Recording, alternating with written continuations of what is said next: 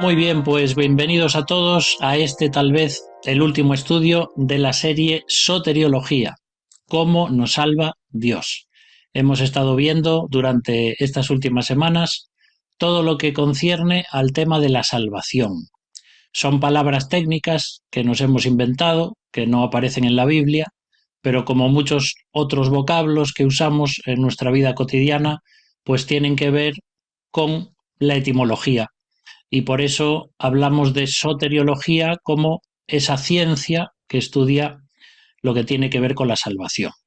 Hemos estado viendo ya el martes pasado algunas cosas y hoy vamos a seguir en cuanto a algo, por ejemplo, que nos dice aquí este hermano pastor estadounidense, Paul Tripp se llama, y él dice así: no debemos ofrecer a la gente un sistema de redención, un conjunto de ideas y principios.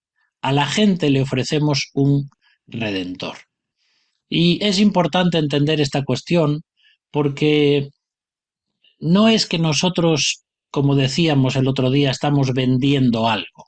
No somos una empresa que tiene un lema o un logo y entonces estamos ofreciendo un producto a la gente y le decimos cómo comprarlo. Nosotros solamente somos embajadores de Dios, que estamos en esta tierra hablando y predicando en nombre de otra persona. Por eso es tan importante que nuestra vida se equipare con lo que dicen nuestras palabras. Y por eso este autor dice que nosotros no estamos aquí para ofrecer un sistema, una forma técnica de comprender la salvación. Nosotros ofrecemos a una persona. Ofrecemos a la persona que murió por nosotros en la cruz. Ofrecemos a la persona que fue alguien histórico que vivió en este mundo y que sigue vivo con un cuerpo resucitado y glorificado y sentado a la diestra de Dios.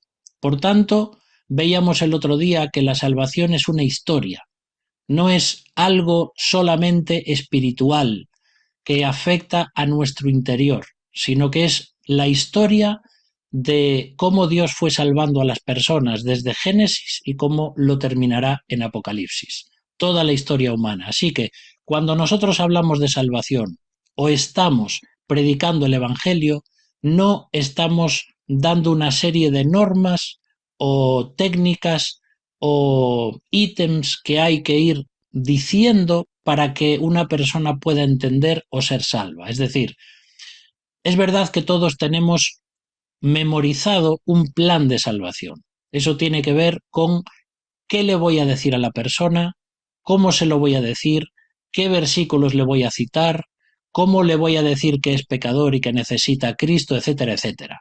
Pero a fin de cuentas, esos son simplemente ayudas que nosotros tenemos para nosotros mismos para seguir un hilo narrativo y también ayudas para hacerle entender a la persona quién es delante de Dios y qué es lo que Dios espera de esa persona.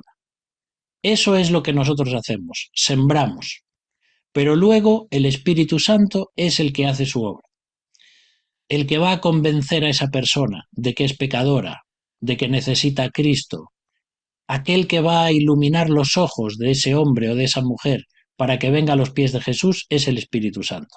De eso hablamos algo el domingo pasado.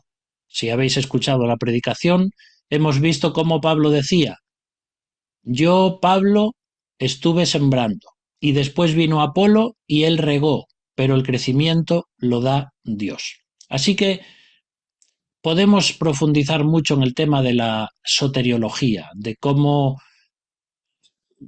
funcionan los engranajes y los entresijos de la salvación en todo lo que tiene que ver con la teología. Pero eso es simplemente profundizar en algo para que nosotros lo podamos explicar o entender. Pero a la hora de la verdad, la salvación es mucho más sencilla para las personas, porque nosotros no tenemos que dar una clase de teología para que la gente entienda lo que es ser salvo. Nosotros, como decíamos el otro día, solamente tenemos que ser testigos, testigos de lo que Dios hizo en nosotros. y tener una idea básica de cómo debemos acercarnos a las personas. Hay un versículo, el Salmo 24:1, que seguramente lo sabéis de memoria, y dice: Del Señor es la tierra y cuánto la llena, el mundo y quienes lo habitan. Y estamos viendo hoy que Dios es el soberano de toda la creación y es el soberano en lo que concierne a la salvación, porque todo, todo, absolutamente todo le pertenece a Dios. No es que debido al pecado de Adán hay algunas cosas que le pertenecen a Satanás y otras le pertenecen a Dios. No es así. Dios es el soberano absoluto de todo el universo. Ahora bien, en términos de funciones y en términos de lo que sucedió en el huerto del Edén, es verdad que el diablo se ha convertido en el príncipe de este mundo en el sentido de que ha arrebatado ese dominio que Dios le dio a Adán. Y ahora es él quien ejerce y quien ha usurpado ese dominio. Pero Dios sigue siendo el soberano. Satanás no puede hacer absolutamente nada si Dios no lo permite. Y eso ya lo encontramos en el primer libro escrito de la Biblia. Digo escrito porque parece ser que fue el primero en escribirse, que como sabéis fue el libro de Job. Y en ese primer libro Dios ya deja muy claro que todo lo que sucede en el cielo y en la tierra forma parte de un consejo celestial divino donde seres espirituales se juntan en la mesa redonda, por decir así, de Dios y toman decisiones. Pero Dios es el Rey absoluto, Dios es el soberano, Dios es quien permite que sucedan las cosas, Dios es quien permite que los ángeles caídos hagan daño, que traigan enfermedades, que traigan cosas malas a este mundo. No entendemos cómo funciona todo esto en la mente y en ese consejo divino, pero sabemos que Él es el soberano. Por eso todo le pertenece a Dios. Y un día, por derecho propio, el Señor Jesucristo, que ya ha sido exaltado hasta lo sumo, Él tomará por fin absolutamente, físicamente, literalmente, las riendas de todo el universo. ¿De acuerdo? Porque ahora hay algunas cosas y algunas esferas de la creación que están como caballos desbocados, porque los está llevando el diablo. Y hay una creación que está gimiendo debido al pecado del ser humano, como dice Romanos 8. Pero un día el Señor hará que todos, en el cielo, en la tierra y debajo de la tierra, como dice el versículo, reconozcan y confiesen que Jesucristo es el único Señor. Así que, si toda la creación le pertenece a Dios, el ser humano es solamente un inquilino o un usufructuario. Yo estoy viviendo en un piso que no es mío, soy un inquilino. Este piso tiene un dueño y yo simplemente le pago un alquiler para que esa persona me deje vivir aquí. Pero no soy su dueño. Entonces yo tengo que cuidar este piso, este departamento o la casa en la que tú puedes estar viviendo porque no es tuya. A veces parece que es tuya, porque tú tienes toda tu vida ahí, tus muebles y pones tus cuadros y lo pintas del color que te gusta, pero si un día llega el dueño y dice necesito el piso, yo tengo que cederlo porque no es mío. Y de la misma forma, mientras vivimos en este mundo, somos como inquilinos. Ni siquiera la casa que nosotros tenemos, donde tenemos ahí las escrituras que están a mi nombre y dicen esto es mío, realmente, legalmente eso es mío a los ojos de la humanidad. Pero ni siquiera todo eso es mío, porque los cristianos sabemos muy bien que mi cuerpo, mi salud, mi familia, mis posesiones, todo es del Señor. Entonces, mientras vivimos en este mundo, tenemos que recordar que somos inquilinos, que somos usufructuarios. Dios nos permite vivir en esta tierra y disfrutar de esta naturaleza y administrar las posesiones que nos da, pero todo le pertenece al Señor. Por eso hay una mayordomía muy importante en lo que tiene que ver con la vida cristiana. Os decía el domingo también, la mayor parte de los temas en los que se centran las enseñanzas de Jesús y sus parábolas tienen que ver con la administración de las posesiones.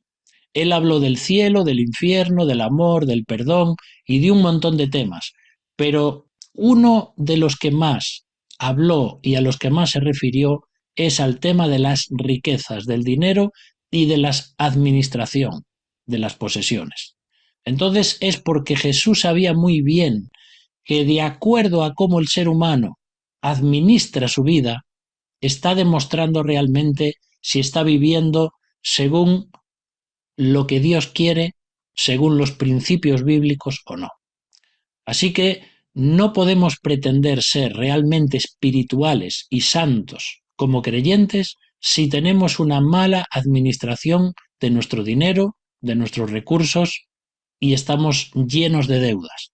Es algo que tenemos que tener claro. Es verdad que a veces tenemos que tener deudas. No, a menos que tengas mucho dinero, no puedes comprarte una casa o un piso y pagarlo todo así. Tienes que tener una hipoteca y cuando compras un coche igual. Y a veces, según el dinero que manejes, pues no puedes pagar un gasto elevado en el taller mecánico. A veces tienes que poner a plazos. Esas son deudas normales. Son pagos a plazos. Pero lo que no puede ser es que, como tenemos tantas facilidades hoy en día para pagarlo absolutamente todo de una forma muy fácil, vamos adquiriendo deudas y deudas y deudas y cuando llega el mes, absolutamente todas nuestras entradas salen. Y es porque nos hemos endeudado demasiado. Entonces, los cristianos tenemos que ser sabios también en esas cosas y dejarnos aconsejar por otros hermanos que nos pueden ayudar o que saben de este tema o que nos pueden echar una mano en estas cosas. Por eso, la mayordomía es importante, muy importante. Y también la dimensión ecológica que tiene que ver con cómo los cristianos y la Iglesia evangélica cuida de la creación. Cada vez salen más libros sobre cristianismo y ecología. Tanto en el ámbito evangélico como en el católico se están escribiendo libros que tienen que ver con esta faceta humana porque hoy más que nunca hay una concienciación acerca de que vivimos en un planeta que no es nuestro, que tenemos que cuidar a los animales, que tenemos que ser ecologistas, que tenemos que cuidar y que no estropear lo que Dios ha puesto en nuestras manos. Entonces, todo esto es entender que Dios es el soberano de la creación, pero que nosotros, por ser mayordomos de ella, tenemos que dar cuentas de cómo hemos cuidado también de la creación. Predicar el Evangelio es adentrarnos en terreno de Dios. Cuando nosotros estamos acercándonos a una persona no creyente para hablarle de Cristo, estamos entrando en un terreno que en principio no nos pertenece. Es como el terreno del enemigo, porque Satanás tiene ahí su control. Tiene a esa persona cegada, tiene a esa persona con un velo sobre sus ojos, como dice la Biblia, para que no le resplandezca la luz del Evangelio. Y cuando nosotros nos acercamos a ese terreno, Satanás va a hacer por todos sus medios que la luz del Evangelio no llegue a esa persona. ¿Cuántas veces te ha pasado seguramente que has invitado a alguien a la iglesia o has quedado con alguien para que fuese algún concierto de música cristiano o para alguna cosa y siempre sucede alguna cosa para que esa persona no vaya? Y ahí vemos que hay una lucha espiritual. Satanás usa sus poderes y usa sus artimañas y usa también a sus demonios para intentar frenar la obra de Dios. Sin embargo, dice la Biblia que Jesús vino a destruir las obras del diablo. Así que cuando nosotros, en nombre de Dios, entramos en terreno del enemigo, tenemos que hacerlo sí con valentía, pero también recordando que vamos en nombre de Cristo. La autoridad no está en nosotros, está en la palabra de Dios y está en el Espíritu Santo. Así que, como decíamos antes, Satanás usurpó pero no le pertenece. Él es como si fuera un inquilino, como si fuera un ocupa, ¿sí? Creo que todos entendéis lo que es esto. Aquí en España se dice esto de una persona que entra en una vivienda que no le pertenece, aprovechando que tal vez los dueños no están, y entonces se atrinchera dentro de esa propiedad y la ocupa. Y por eso se llaman los ocupas, ¿no? Y menos mal que la ley está cambiando en este sentido, porque hasta ahora muchas de las leyes favorecían a los ocupas en vez de favorecer a los dueños. Pero Satanás es algo así. Él entró en este mundo, quiso usurpar algo que le pertenece y en un sentido todavía lo tiene. Es verdad que ya Jesús pagó el precio, ya Jesús lo exhibió públicamente en la cruz, como dice Colosenses 2:14, pero todavía esa obra de salvación no se ha completado. Por eso Satanás todavía sigue vivo y coleando aquí en este mundo, sabiendo que le queda poco tiempo. Entonces, Dios sigue siendo el soberano de toda persona y de toda la creación, aunque debido a esas decisiones libres de agentes libres como son los ángeles, Dios ha permitido que ellos tomen también sus decisiones. Y esto es algo donde nosotros no podemos entrar porque no podemos explicarlo ni podemos entenderlo. Bien, fíjate lo que dice 1 Corintios 8, 5 y 6. Existen sí esos a los que llaman dioses, sea en el cielo o en la tierra, y son por cierto muchos esos dioses y señores. Para nosotros, sin embargo, solo hay un Dios, el Padre, de quien todo procede y a quien todos estamos destinados. Y solo hay un Señor, Jesucristo, mediante el cual han sido creadas todas las cosas y por quien vivimos también nosotros. El apóstol Pablo aquí están dejando claro algo. Tal vez has escuchado en cuanto a este tema del consejo divino, que hasta puedes decir, bueno, yo eso no me tiene ningún sentido. Es un tema para estudiar, como desde Génesis 1 y a lo largo de todo el Antiguo Testamento nos encontramos con un lugar en las esferas celestes, por decir así, o en la presencia de Dios, donde Dios se reúne con sus ángeles y donde deliberan y toman ciertas decisiones. Esto habría que buscarlo en algunos versículos, pero realmente podrías sorprenderte de cómo criaturas de Dios le dicen a Dios, por ejemplo, lo que sería bueno que hiciese. Y entonces Dios les dice que sí o que no.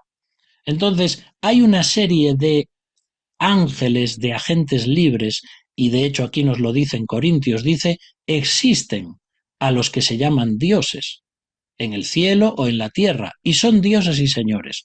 Lo que está diciendo aquí Pablo no es en cuanto a los ídolos, porque los ídolos y las estatuas y las figuras que el ser humano fabrica de materiales físicos, eso realmente no es nada. Pero la Biblia también nos dice que detrás de esos ídolos hay dioses verdaderos en el sentido de demonios o ángeles caídos que están influyendo en la vida del ser humano y en las naciones detrás de esos ídolos.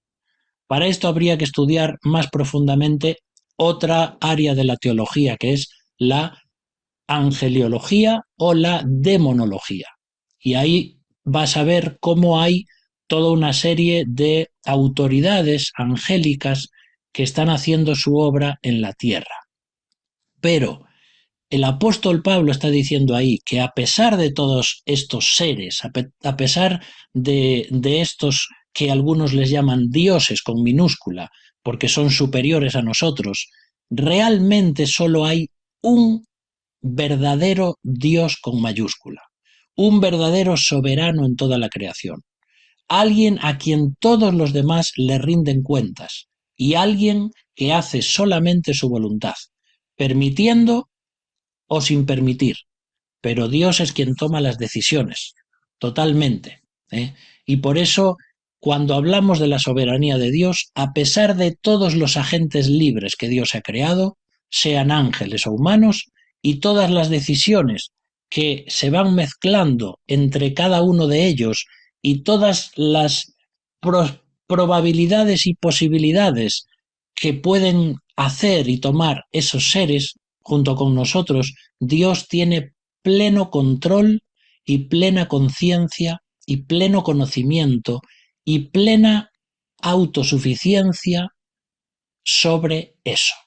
Es decir, que Dios controla y conoce de antemano todas las formas, todas las decisiones y todas las probabilidades en las que un ser humano podría estar y todas las bifurcaciones que habría entre cada una de esas decisiones.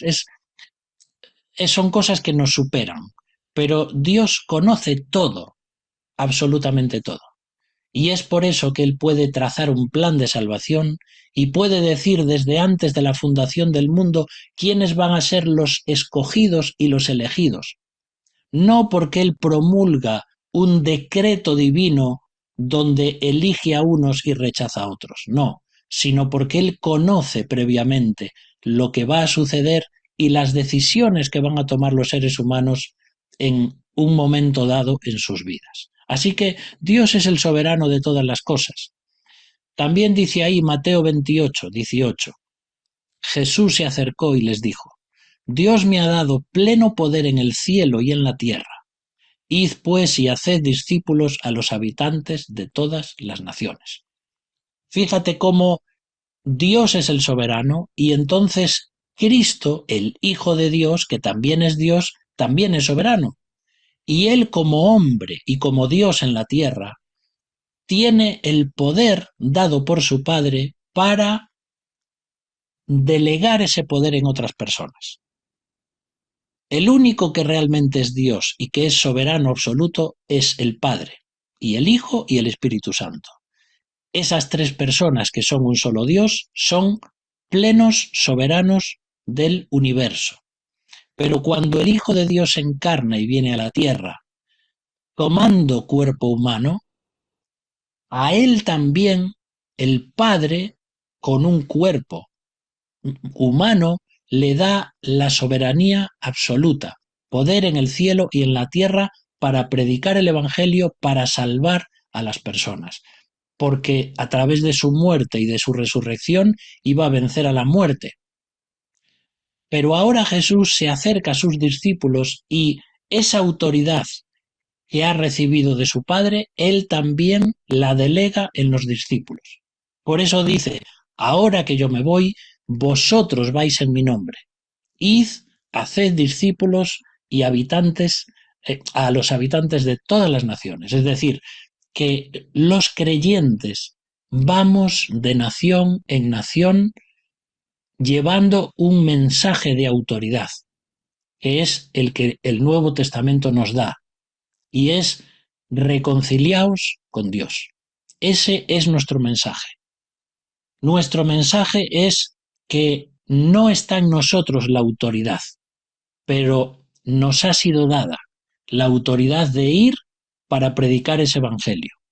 Y aunque Dios es el soberano, ha decidido que la Iglesia, aunque sea un conjunto de hombres y mujeres imperfectos, en Cristo somos completamente perfectos. Y es a través de la Iglesia y de la predicación del Evangelio que Dios obra y salva a las personas que nos rodean. Así que es increíble pensar en esa soberanía de Dios delegada en la misión de la evangelización para nosotros los creyentes. Así que esa autoridad de Jesús ahora es delegada en nosotros y tenemos una misión. Tal vez la misión más importante o el ministerio más importante que tengamos aquí en esta tierra. Hay ministerios importantes de pastorear y de cualquier ministerio que se te pueda ocurrir en la iglesia. Puedes estar sirviendo, puedes estar ofrendando, puedes estar ayudando, puedes estar cantando, puedes hacer un montón de cosas y todas son importantes. Pero la evangelización es la tarea suprema, porque es la que hace que una persona no creyente pueda tener ese perdón de sus pecados y la vida eterna cuando viene a Cristo. Y es entonces cuando el pastorado, la alabanza, el discipulado, el servicio, todo eso empieza a tener sentido en la vida de este nuevo creyente. Pero sin la evangelización y la salvación de esa persona, no podría tener otra forma de vivir. Por eso que una de las cosas que no vamos a hacer en el cielo es evangelizar. Allí sí, adoraremos y cantaremos y serviremos, como muchos otros ministerios que ya hacemos aquí, pero allí no evangelizaremos, porque ya se habrá pasado ese tiempo. Ahora es el momento de dedicar nuestras vidas para hablar a otros de Jesús. Ahora quiero leerte unos versículos aquí en Isaías 19. Fíjate esta profecía de Isaías. Aquel día habrá un altar dedicado al Señor en medio del país de Egipto. Conocerán los egipcios al Señor aquel día. Servirán al Señor con sacrificios y ofrendas.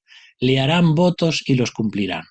Aquel día habrá una calzada de Egipto a Asiria, y ambos servirán al Señor, pues los bendecirá así el Señor del universo. Bendito sea Egipto, mi pueblo, y Asiria, obra de mis manos, e Israel, mi heredad. Este versículo parece algo imposible.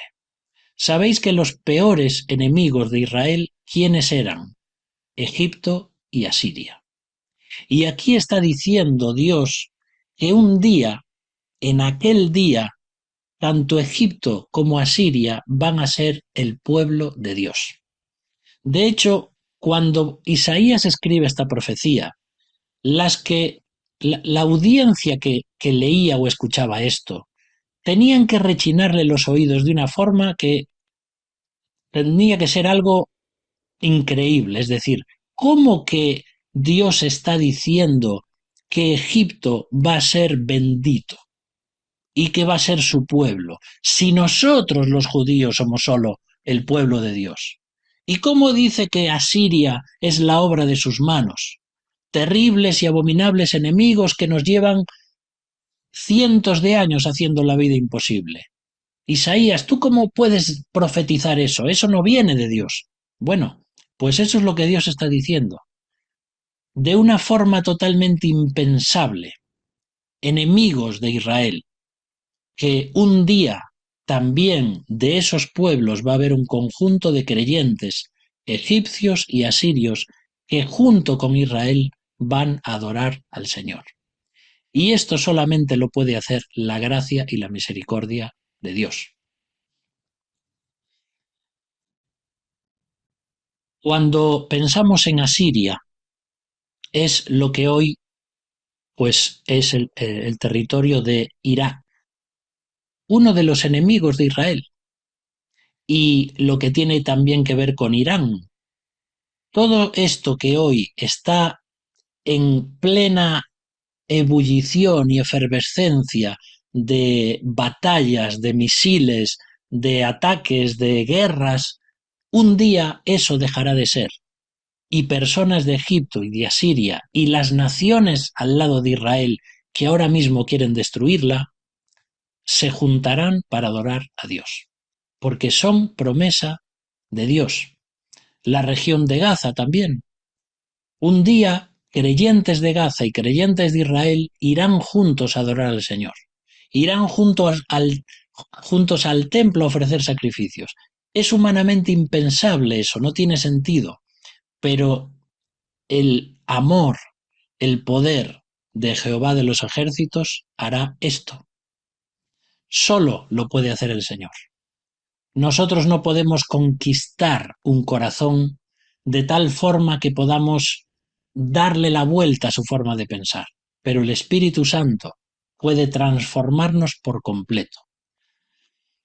Hoy le mandaba estos versículos que os puse antes a alguna persona en Ucrania, misioneros allí en Ucrania, diciéndoles que si un día los grandes enemigos de Israel pueden adorar juntos a Dios con Israel, tal vez hoy, que el mayor enemigo de Ucrania es Rusia, tal vez algún día en la misericordia de Dios, Rusia y Ucrania puedan adorar juntos al mismo Dios.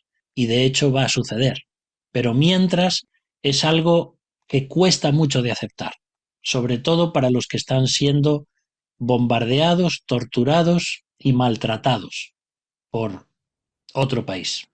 Pero Dios lo hará, y es por eso que el mundo será algo completamente diferente. Y ya nunca más vendrán a nuestra mente todas estas cosas, dice la Biblia.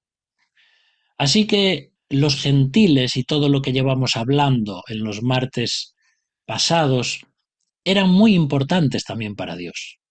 No eran solamente los judíos, el pueblo de Dios, sino que, como dijimos, en Abraham serían benditas todas las naciones de la tierra.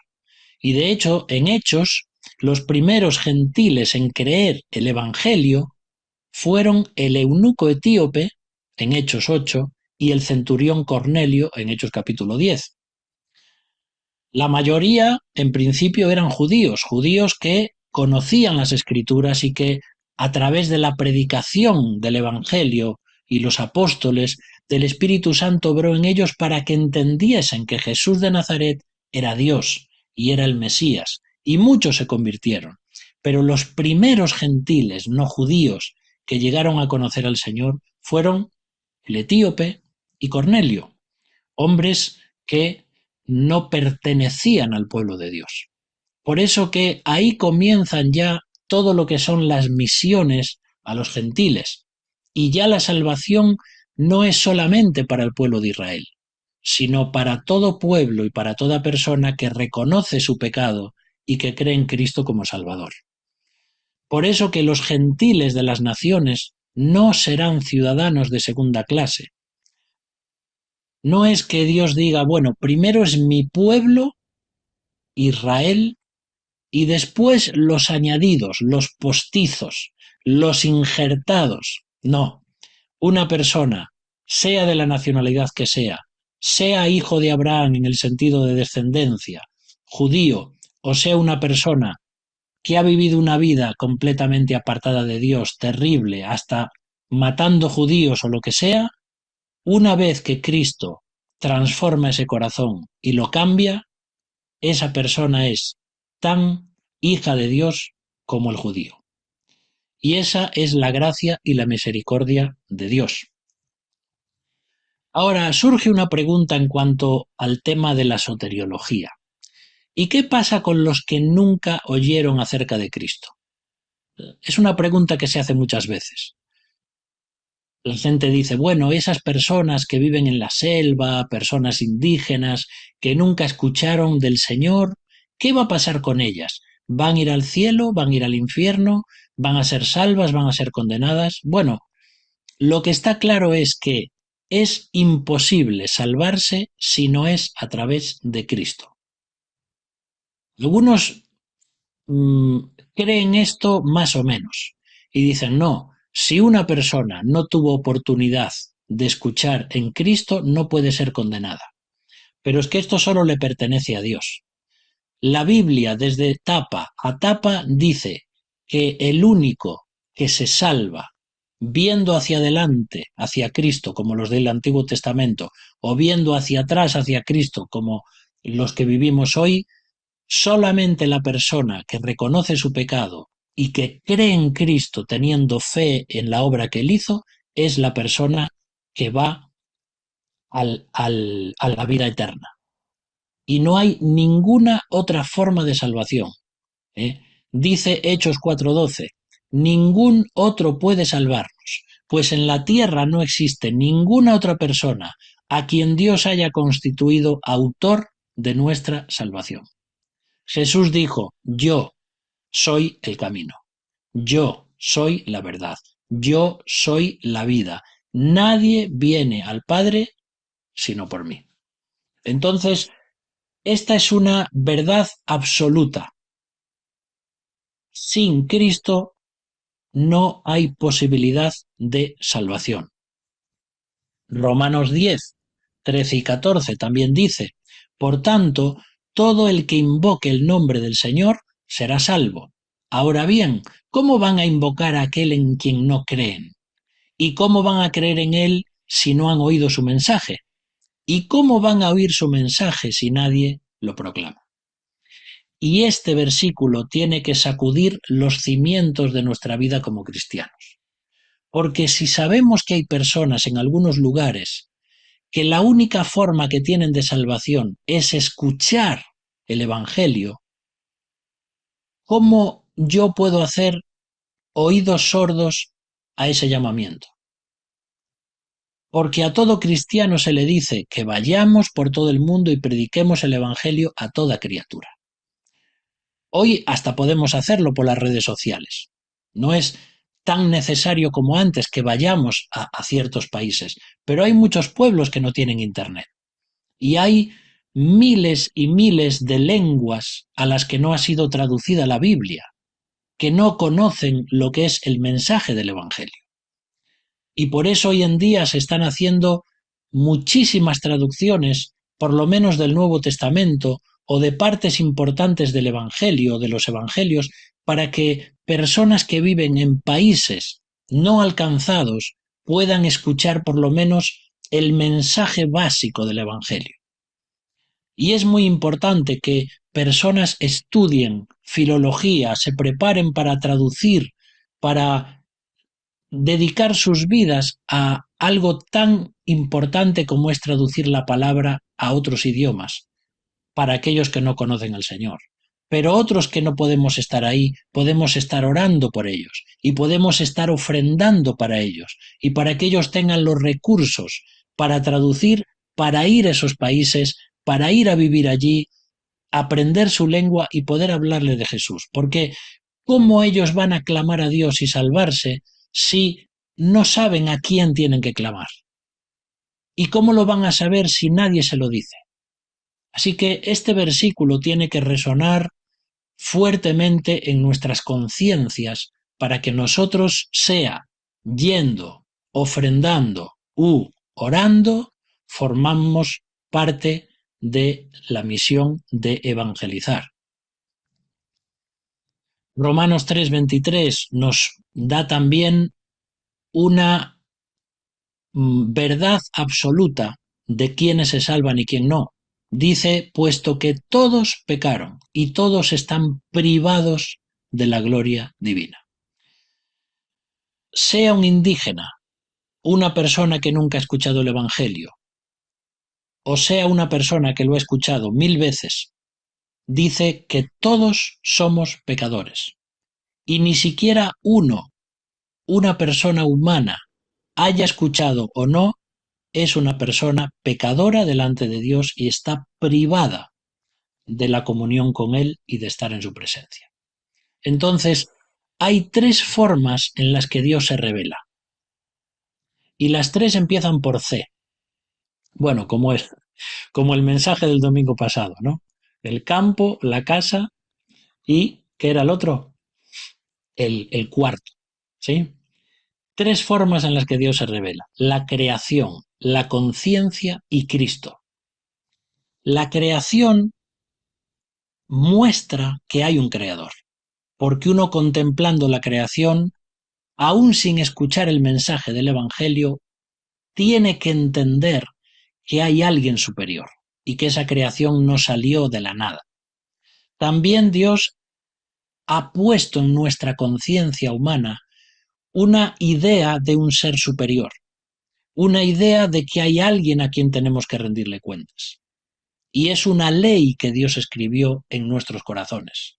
Y después está la revelación por antonomasia, la revelación especial, la revelación que es Cristo. Y la Biblia es la revelación especial de Dios. Si no tuviésemos la Biblia, los seres humanos podríamos darnos cuenta de que hay alguien superior viendo la creación. Y entenderíamos algo del bien y el mal porque está escrito en nuestras conciencias. Pero sin un libro donde Dios se revele explicando quién es Él, quién es el ser humano, qué es lo que ha pasado, cómo podemos salvarnos, cuál es el plan de salvación, nadie se podría salvar sin ese libro tan especial. Por eso que estas son las 3 formas en las que Dios se revela. Sobre todo, la que debemos llevar a cabo es la tercera, es decir, predicar el Evangelio de Cristo, porque tenemos la revelación de Dios en la Biblia. Pero aquellos que no la pueden escuchar tienen otras dos formas, que aunque son mucho más generales, también pueden ver a Dios ahí. En la revelación natural, que es la creación, el Salmo 19.1 dice: los cielos proclaman la grandeza del Señor, el firmamento pregona la obra de sus manos. Entonces, muchos científicos hoy no lo dicen públicamente, pero ellos saben que este universo y todos esos entresijos y leyes matemáticas y físicas que son absolutamente increíbles y que están diseñadas por una mano divina, ellos saben que eso no puede ser casualidad, pero no pueden decirlo públicamente. De hecho, es curioso, pero hoy en día, por ejemplo, un arqueólogo que descubre o desentierra algo, que, por ejemplo, confirma verdades de la Biblia, pero que no están aceptadas por la ciencia actual, ¿sabéis qué tiene que hacer? Volver a enterrar eso que ha descubierto y callar la boca. Si no os lo creéis, buscad cómo funciona la ciencia hoy. Y, sin embargo, muchas de las cosas que se descubren están confirmando la verdad de la Biblia. Las personas, cuando ven la creación y se admiran de esa belleza y esa grandeza, ahí Dios está mostrando una carta que ha escrito con sus dedos y con sus manos haciendo esa creación.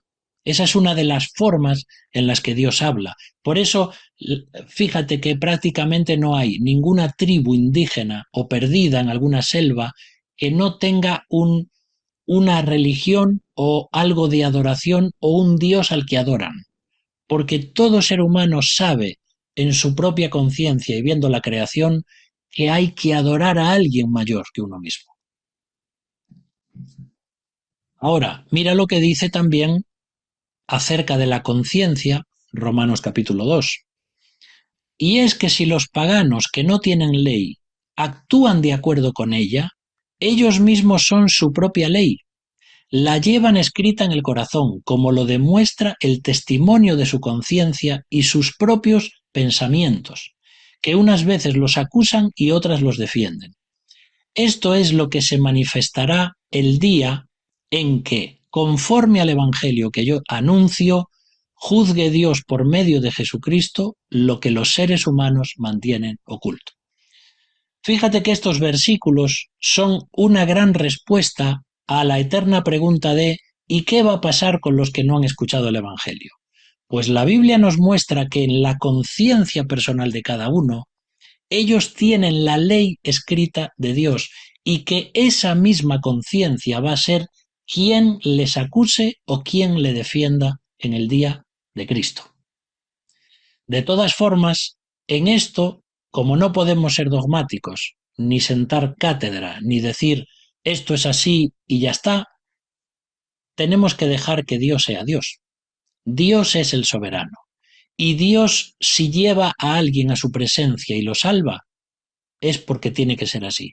Y si Él permite que alguien vaya al infierno, sea que haya escuchado o no escuchado, Dios es el soberano. Y también Romanos 1:20 dice: en efecto, partiendo de la creación del universo, la razón humana puede descubrir, a través de las cosas creadas, las perfecciones invisibles de Dios, su eterno poder y su divinidad. De ahí que no tengan disculpa. Estos primeros capítulos de Romanos son tremendos, porque habla de lo que son los seres humanos pecadores, aquellos que se han pervertido, que han distorsionado toda la vida que Dios tenía preparada para ellos, pero también muestran esto. Aún aquellos que no han escuchado el Evangelio, aunque Dios se va a encargar de que ni siquiera una sola persona no pueda escuchar el Evangelio y no tenga oportunidad de salvación. Dios lo va a hacer de una forma u otra, pero dice, nadie tiene disculpa. La razón humana puede descubrir a través de la creación a Dios. Y esto es lo que se conoce en términos jurídicos como ignorantia iuris non excusat. Eso es, la ignorancia de la ley no exime de su cumplimiento. Lo has escuchado alguna vez, ¿verdad? Alguien te puede acusar, te puede multar o te puede acusar de un delito que tú no sabías que era delito. Pues sí, porque el no saberlo no significa que no seas delincuente. Y de la misma forma, esto se aplica también a lo espiritual. Nadie va a llegar un día delante de Dios culpado de sus pecados y va a decir, es que a mí nadie me dijo nada. Bueno, Dios es soberano. Y si va a llegar ahí como culpable ante el gran trono blanco para ser condenado al infierno, es porque Dios de alguna forma le dio la posibilidad de salvación. Así que Dios salva también a los que creen en Cristo en el contexto de otra religión, pero no por medio de otra religión.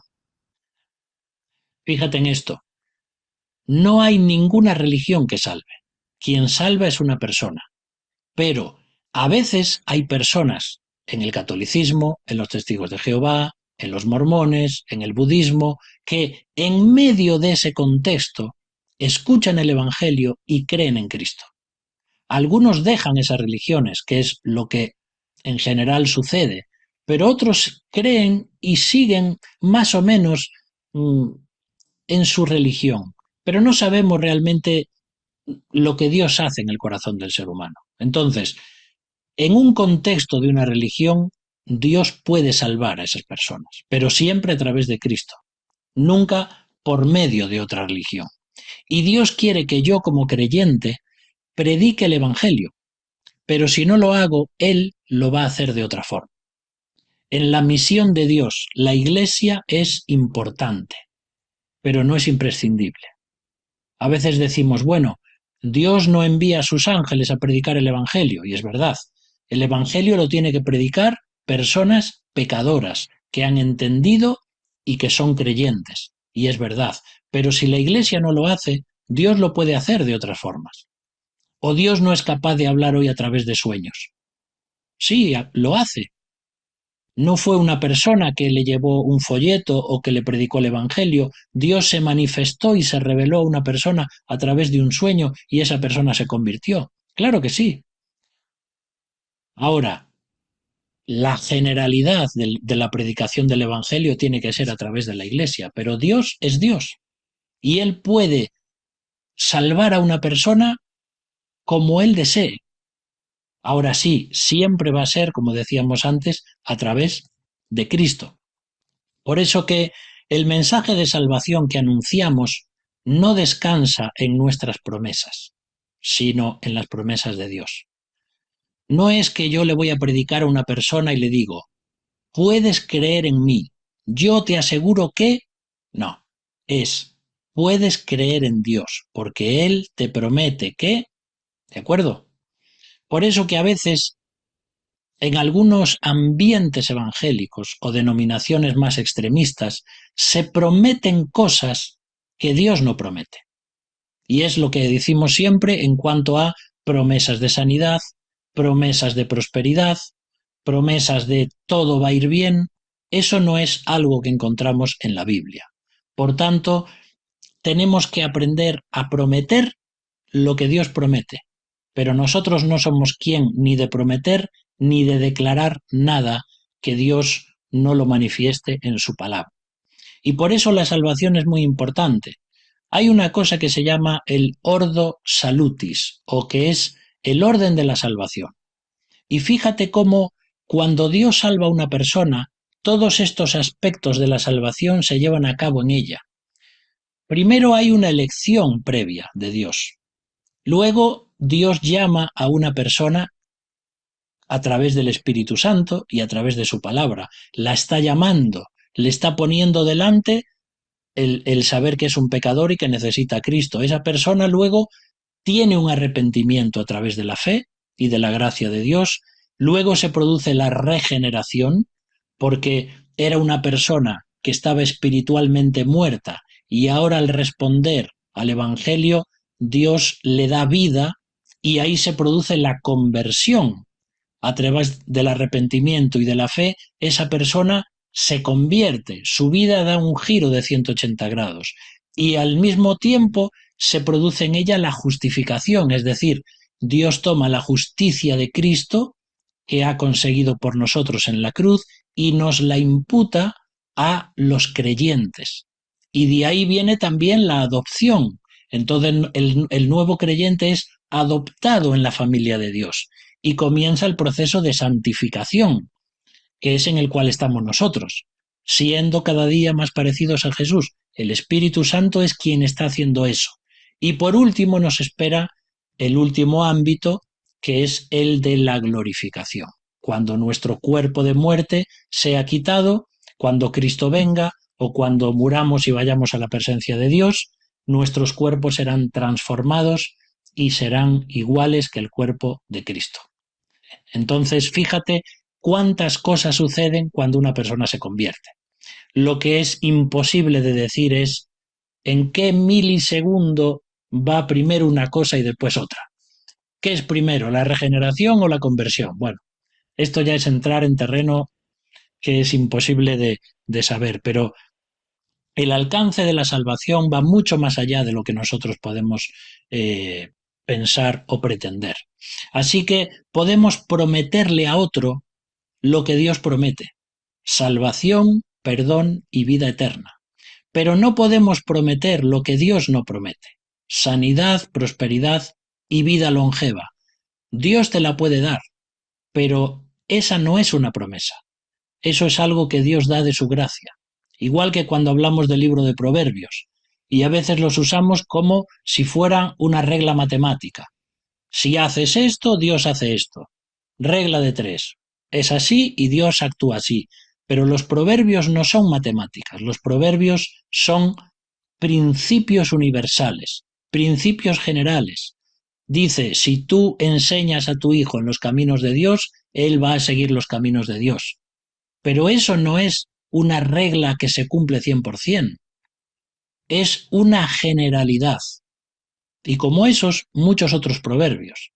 Entonces, no queramos decir cosas que Dios no dice. Y entendamos también cuando la Biblia dice algo, si estamos hablando de un refrán espiritual como son los proverbios, o si estamos hablando de algo doctrinal que no cambia. Son cosas diferentes. Entonces, la fe del creyente no garantiza la exención de la pobreza, ni la enfermedad, ni la muerte. Por mucha fe que yo tenga, sea fe en cantidad y fe en calidad, no me garantizan que yo no voy a estar enfermo, o que un día me va a faltar dinero, o que voy a morir por una enfermedad. Mira, Hebreos 11 es un capítulo maravilloso, porque nos muestra a los grandes hombres y mujeres de la fe, y unos cerraron bocas de leones, y el otro hizo aquellos milagros, y decimos, ¡wow! ¡Qué hombres y mujeres de fe! Sí, pero también hubo otros hombres y mujeres de fe en ese mismo capítulo, con la misma fe que esos, y sin embargo tuvieron un final completamente diferente. Mira Hebreos 11:36. Otros soportaron ultrajes, latigazos, cadenas y cárceles. Fueron apedreados, partidos en dos por la sierra, o muertos a filo de espada. Anduvieron errantes de un lado para otro, faltos de todo, perseguidos y maltratados. Tuvieron que vagar por lugares desérticos, por los montes, las cuevas y las cavernas de la tierra. Pero a pesar de haber sido todos aprobados por Dios en virtud de la fe, ninguno alcanzó la promesa. Todos tenían esa espectacular fe como tenían los demás. Pero Dios permitió que estos hombres y estas mujeres no viesen los milagros que vieron los demás. Y eso también es para nosotros hoy. Hoy en día, ¿cuánto clamamos por la iglesia perseguida?